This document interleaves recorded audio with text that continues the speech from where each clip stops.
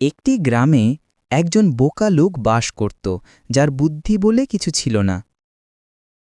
গ্রামের শিশু থেকে বৃদ্ধ যে কোনো লোক যে কোনোভাবে তাকে বোকা বানাতো ও ঠকিয়ে মজা পেত। এর জন্য তার কোনো দুঃখ ছিল না। একদিন বোকা লোকটি তার ঘোড়া ও ছাগলকে নিয়ে বাজারে বিক্রি করার জন্য রাস্তা দিয়ে যাচ্ছিল।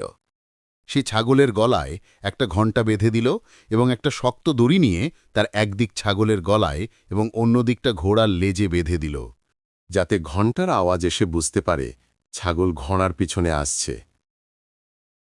এবং সে ঘোড়ার পিঠে চড়ে মনের আনন্দে বাজারের পথে চলল, আর পিছন পিছন ছাগলটাও টুং টুং ঘণ্টা আওয়াজ করে হেলে দুলে চলতে লাগল। গ্রামের কয়েকজন বদমাশ লোক বোকা লোকটিকে জানত। ছাগলটাকে দেখে তাদের খুব লোভ হল। তাদের একজন ছাগলের পিছনে পিছনে চলতে লাগল। সুযোগ বুঝে অপর একজন ছাগলের গলা থেকে ঘণ্টা খুলে ঘোড়ার লেজে বেঁধে দিল এবং ছাগলটাকে নিয়ে পালিয়ে গেল। ঘণ্টার আওয়াজ ক্রমাগত বাজতে থাকায় বোকা লোকটি বুঝতেই পারল না যে ছাগলটা তার হাতছাড়া হয়ে গেছে। সে আপন মনে চলতে লাগল। কিছুক্ষণ পর একজন দুষ্ট লোক বোকা লোকটিকে থামিয়ে জিজ্ঞেস করল, মহাশয়, কিছু মনে করবেন না, দয়া করে আমায় বলবেন, ঘোড়ার লেজে ঘণ্টা বেঁধে আপনি কোথায় চলেছেন? এই কথা শুনে বোকা লোকটা পিছনে তাকিয়ে দেখল তার ছাগলটা নেই। সে খুবই হতাশ হয়ে পড়ল, কিন্তু কিছু বলল না।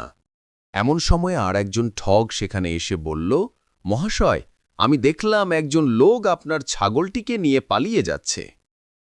যদি আপনি বলেন, তবে ঘোড়ায় চড়ে গিয়ে আমি খুব তাড়াতাড়ি ছাগলটাকে আপনার কাছে ফিরিয়ে আনতে পারি। বোকা লোকটি এই কথা বিশ্বাস করে ঘোড়া থেকে নেমে তাকে নিজের ঘোড়াটা দিয়ে দিল ছাগলটা ফিরিয়ে আনার জন্য।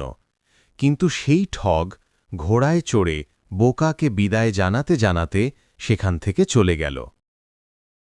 একদিকে বোকা লোকটি তার ছাগল ও ঘোড়া ফেরত পাওয়ার আশায় অনেকক্ষণ পর্যন্ত রাস্তার মাঝে দাঁড়িয়ে থাকল, কিন্তু বৃথা সে আশা।